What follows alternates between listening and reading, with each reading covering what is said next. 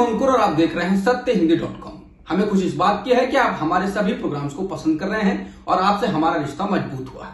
और इस रिश्ते को और मजबूत करने के लिए डिस्क्रिप्शन में दिए गए लिंक पर क्लिक करिए, जिससे हमारा रिश्ता और मजबूत होगा। आइए अब एक नजर डाल लेते हैं अब तक की सुर्खियों पर। रिजर्व बैंक ऑफ इंडिया ने रेपो रेट में 0.4% की कटौती का ऐलान किया है।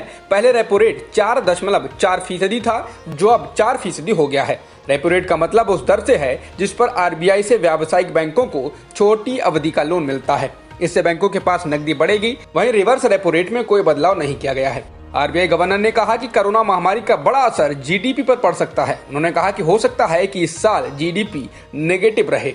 आरबीआई ने बैंकों का लोन चुका रहे लोगों को राहत देते हुए लोन चुकाने की मियाद को और 3 महीनों के लिए आगे बढ़ा दिया है, यानी ईएमआई चुकाने में 3 और महीने की छूट दी गई है। देश में 24 घंटों में 6088 नए पॉजिटिव मामले आए हैं और 148 लोगों की मौत हुई है। इससे कुल संक्रमित लोगों का आंकड़ा 1,18,447 हो गया है, जिनमें से 8,533 मरीज ठीक हो चुके हैं और 3,583 लोगों की मौत हो चुकी है। फिलहाल 66,330 एक्टिव मामले हैं। महाराष्ट्र में 41,642 पॉजिटिव मामले हो गए हैं और 14 से 54 लोगों की मौत हो चुकी है। इसके अलावा तमिलनाडु में 13,967 पॉजिटिव केस आ चुके हैं और 94 लोगों की मौत हुई है। गुजरात में कोरोना संक्रमितों की संख्या 12,905 हो गई है, तो मरने वालों का आंकड़ा 773 हो गया है। इसके अलावा दिल्ली में 11,659 पॉजिटिव मामले आए हैं और अब तक 194 लोगों की मौत हो चुकी है। कोरोना वायरस का अगला केंद्र बिहार हो सकता है। यहाँ बड़ी तादाद में नए मामले सामने आ रहे हैं। गुरुवार को पहली बार यहाँ 380 नए केस मिले, जो अब तक के कुल मामलों का लगभग 25% है। बिहार में 2000 के करीब मामले हो गए हैं, जिनमें से आधे मामले पिछले एक हफ्ते में मिले हैं। बता दें, इस महीने की शुरुआत में बिहार में 480 मामले थे, लेकिन जैसे ही लॉकडाउन 4 में ढील दी गई और बड़ी संख्या में मजदूरों का आना हुआ, मामलों में तेजी आई है। अभी आ चुके कुल मामलों में आधे से ज्यादा केस प्रवासी मजदूरों के हैं। महाराष्ट्र में कोरोना संक्रमित मरीजों की संख्या काफी तेजी से बढ़ने के बीच राज्य सरकार ने निजी अस्पतालों के 80% बेड को अपने हाथों में ले लिया है। निजी अस्पतालों द्वारा इलाज के लिए ज्यादा पैसे वसूले जाने की शिकायतों के बीच सरकार ने इलाज की फीस भी तय कर दी है। निजी अस्पतालों में जो 20% बेड बचे होंगे, उन पर प्रति बेड 4,000 रुपए से ज्यादा नहीं वसूले जा सकते हैं।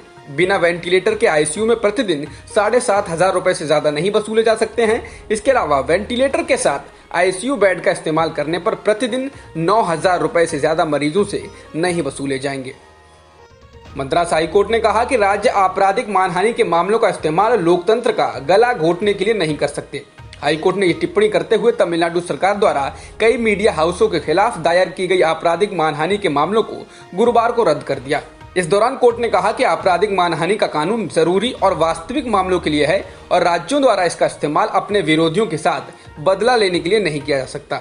हाईकोर्ट मीडिया हाउस की ओर से दायर 25 याचिकाओं पर सुनवाई कर रही थी। केंद्र और बंगाल की तनातनी के बीच आज पीएम मोदी ने बंगाल का दौरा किया। इस दौरान उन्होंने मुख्यमंत्री ममता बनर्जी के साथ अम्पन प्रभावित इलाकों का हवाई सर्वेक्षण किया और उसके बाद 1,000 करोड़ रुपए की शुरुआती मदद का ऐलान किया। अकेले कोलकाता में 19 लोगों की मौत हुई है।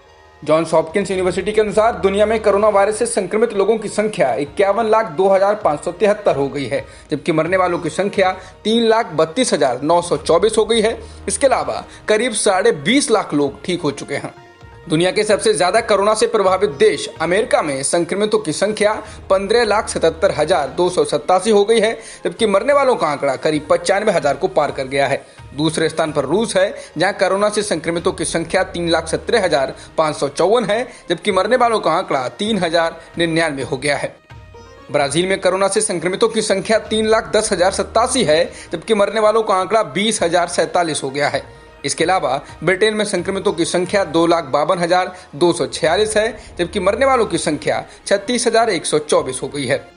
स्पेन में कोरोना से संक्रमितों की संख्या 2,33,037 हो गई है, जबकि मरने वालों का आंकड़ा 27,940 हो गया है। जबकि इटली में संक्रमित लोगों का आंकड़ा 2,28,006 है, जबकि इटली में संक्रमित लोगों की संख्या 2,28,006 हो गई है और मरने वालों का आंकड़ा 32,486 है। चीन इस साल आर्थिक वृद्धि दर का लक्ष्य तय नहीं करेगा। शुक्रवार सुबह चीन की वार्षिक संसदीय बैठक नेशनल पीपल्स कांग्रेस में करीब 3000 प्रतिनिधि शामिल हुए। एनपीसी की बैठक में बजट को मंजूरी दी जाती है और साथ में अर्थव्यवस्था की वृद्धि का लक्ष्य भी तय किया जाता है। लेकिन इस बार चीन ने घोषणा की है कि वो आर्थिक वृद्धि दर का कोई लक्ष्य तय नहीं करेगा। चीन के प्रधानमंत्री ली केचियांग ने कहा कि ऐसा इसलिए क्योंकि हमारा देश कुछ चीजों से जूझ रहा है। ऐसे अनिश्चितता भरे समय में प्रगति का अनुमान लगाना मुश्किल है। दुबई चैम्बर ऑफ कॉमर्स के एक सर्वे के अनुसार दुबई के तकरीबन 70% बिजनेस अगले 6 महीने में कोरोना वायरस महामारी की वजह से बंद हो सकते हैं। गुरुवार शाम को इस सर्वे का नतीजा जारी किया गया। इसमें कहा गया कि दुबई की 90% से अधिक कंपनियों के मुताबिक 2020 की पहली तिमाही में उनकी सेल और टर्नओवर में भारी गिरावट दर्ज की गई है। अब तक की खबरों में इतना ही। बाकी खबरों के लिए बने रहिए सत्य के साथ।